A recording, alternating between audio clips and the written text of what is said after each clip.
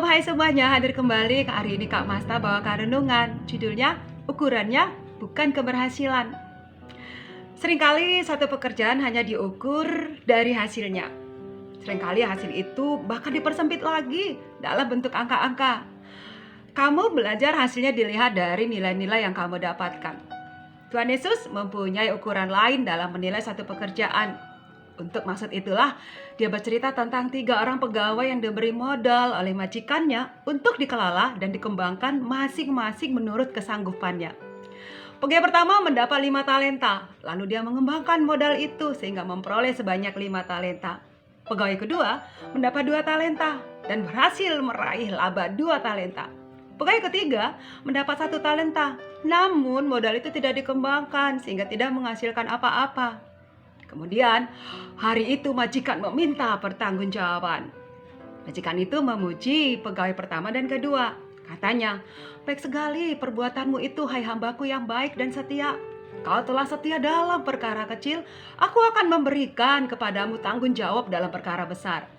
Namun pegawai ketiga dimarahinya, "Hai kamu hamba yang jahat dan malas." Adik-adik, cerita di atas dicatat di Matius 25 ayat 14-30. Sepintas memberi kesan yang diukur adalah hasilnya 5, 2, dan 0 talenta. Sebenarnya bukan itu menjadi pokok cerita itu. Yang menjadi inti dari cerita itu adalah sikap terhadap tugas dan perilaku tugas. Pegawai pertama dan kedua dipuji bukan karena hasil yang diperolehnya, melainkan karena komitmen mereka dalam menjalankan tugas. Majikan itu tidak berkata, "Hai hambaku yang berhasil," tetapi, "Hai hambaku yang baik dan setia, engkau telah setia dalam perkara kecil." Lalu pegawai ketiga tidak disebut sebagai hamba yang gagal, tetapi hamba yang jahat dan malas. Dia dimarahi karena bukan tidak menghasilkan talenta, melainkan karena dia tidak mengerjakan tugas yang dipercayakan kepadanya. Sikap yang dipuji adalah sikap para hamba dalam mengelola talenta, yaitu sikap yang setia terhadap tugas, bijaksana, bertanggung jawab, rajin dalam mengerjakan tugas, rela berlelah, dan waspada dalam mengerjakan tugas.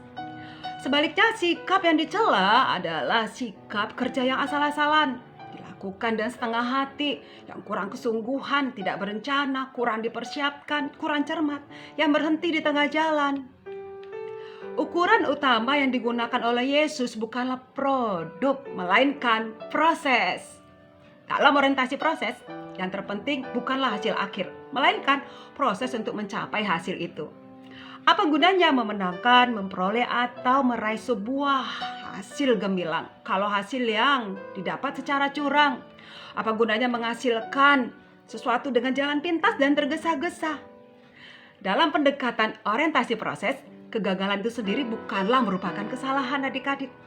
Yang salah adalah sikap kurang tekun atau kurang cermat sehingga berakibat kegagalan.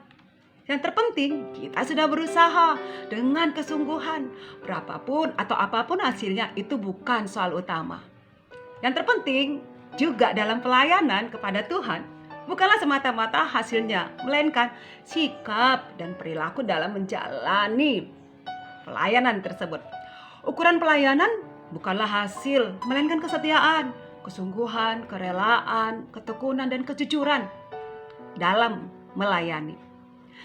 Tuhan tersenyum puas bukan ketika kita melaporkan hasil, melainkan jauh sebelum itu, yakni ketika Ia melihat kita melayani dengan tekun dan setia. Setia dalam perkara kecil sekalipun. Demikian renungan dari Kak Masta. Kita berdoa. Ajar kami Tuhan untuk tetap setia sekalipun dalam perkara yang kecil dan sungguh-sungguh melakukan dalam kehendak-Mu. Amin. Tuhan Yesus memberkati. Shalom.